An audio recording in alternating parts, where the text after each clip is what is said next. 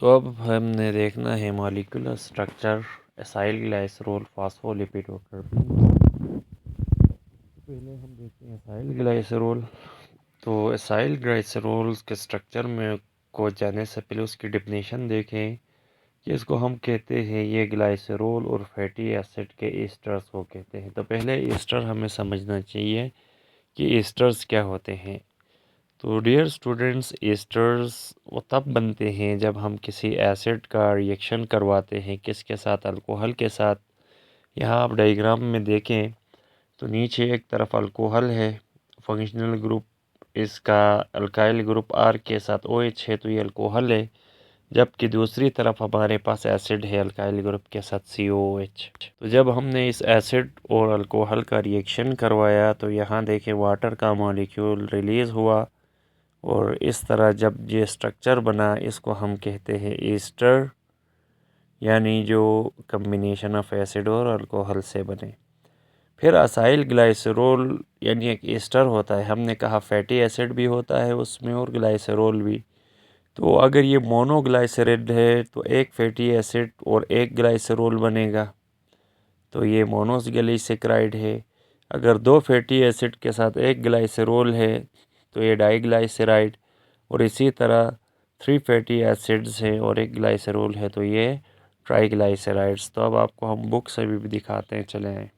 ये एग्जांपल है students esterification की। जैसे मिथेनॉल एक अल्कोहल है और इथेनोइक एसिड ये एक एसिड है, इन दोनों को रिएक्शन करवाया तो यहाँ पे हमारे पास एक ईस्टर बना और H2O रिलीज़ हुआ।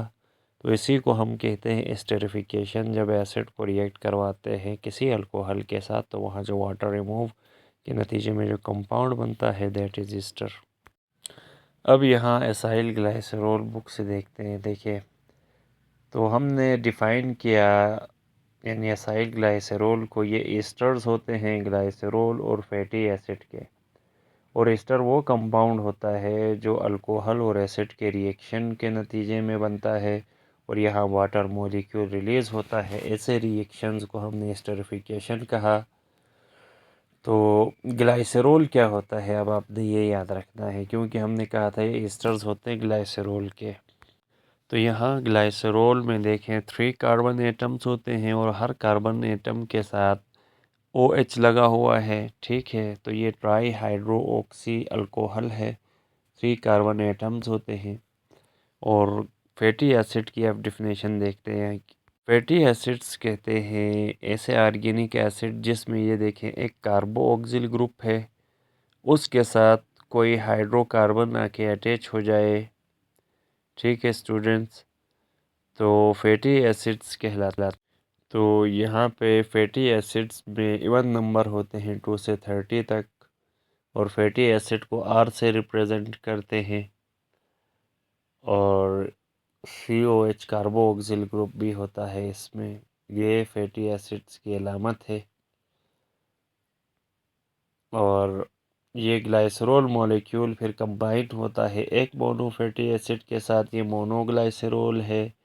दो फैटी एसिड्स मिलते हैं एक ग्लाइसरोल के साथ, ये डाइग्लाइसराइड फॉर्म होता है। जब 3 फैटी एसिड कंबाइन होते हैं 1 ग्लाइसरोल मॉलिक्यूल के साथ, ये ट्राइग्लाइसरोल कहलाता है। और इनको न्यूट्रल लिपिड्स कहते हैं क्योंकि इनके जो OH ग्रुप्स होते हैं ये फैटी एसिड्स ने ऑक्यूपाई किए हैं। यहाँ कोई चार्ज बेरिंग OH ग्रुप नहीं रहता, इसलिए ये न्यूट्रल कहलाते हैं। तो ग्लाइसरोल क्या है, फैटी एसिड क्या है, ये आप लोगों को पता होना चाहिए, और उसकी टाइप्स।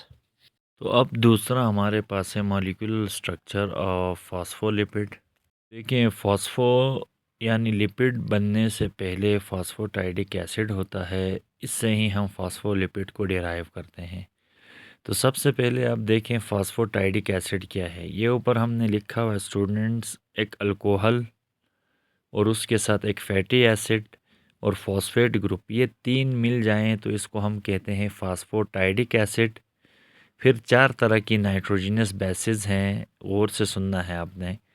वो नाइट्रोजनस बेसिस जब इन ग्लाइसरोल, फैटी एसिड और फॉस्फेट के साथ उन चारों में से कोई एक आके अटैच हो जाए तो ये फॉस्फोलिपिड कहलाता है। तो उनके नाम भी हम बता देते हैं। उन 4 ऑर्गेनिक कंपाउंड में एक तो है कोलिन, दूसरा है इथेनोलेमाइन, तीसरा है इनोसिटोल, चौथा ग्रुप है सीरीन। अगर ये चारों में से कोई एक भी आके उसके साथ अटैच हो जाए और ये चार पार्ट्स मिल जाएं, जैसे पहला था अल्कोहल फैटी एसिड, फिर तीसरा आपका फॉस्फेट ग्रुप, उसके साथ कोई भी ऑर्गेनिक नाइट्रोजनस बेस आ जाए तो ये फिर फॉस्फोलिपिड कहलाएगा।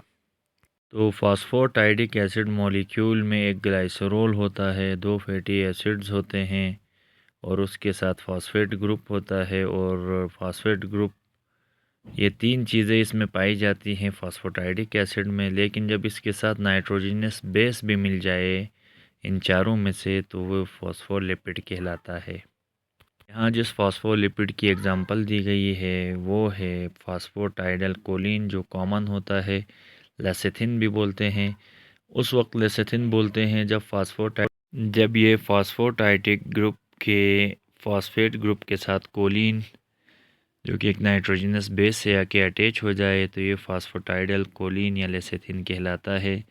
इसका वन एंड फॉस्फेट ग्रुप जो पाया जाता है और जो एडिशनल है, एक हाइड्रोफिलिक है और पोलर है और रेडिली सोल्यूबल इन वाटर है, जबकि दूसरा इन फैटी एसिड साइड से हाइड्रोफोबिक, नॉन पोलर और इनसोल्यूबल इन वाटर है। और फॉस्फोलिपिड मेजर कंस्टिट्यूएंट्स हैं लिपिड बाइलेयर के, सेल मेम्ब्रेन के। तो ये आपका फॉस्फोलिपिड भी हो गया और उसका स्ट्रक्चर भी हमने देख लिया। अब हम बात करते हैं मॉलिक्यूलर स्ट्रक्चर टर्पीन का। ये आप देखें यहाँ पे जो डायग्राम है, यहाँ 5 कार्बन हैं और यही जो 5 कार्बन बिल्डिंग ब्लॉक है इसी को हम आइसोप्रीन यूनिट कहते हैं। इसी आइसोप्रीन यूनिट से हम क्या डिराइव करते हैं, टर्पीन्स। और ये डिफरेंट वेज के अंदर बहुत सारे कंपाउंड्स बनाते हैं कंडेंस होके। अगर दो आइसोप्रीन यूनिट हो तो ये मोनोटर्पीन कहलाएगा, जैसे मेंथोल है ये मोनोटर्पीन है।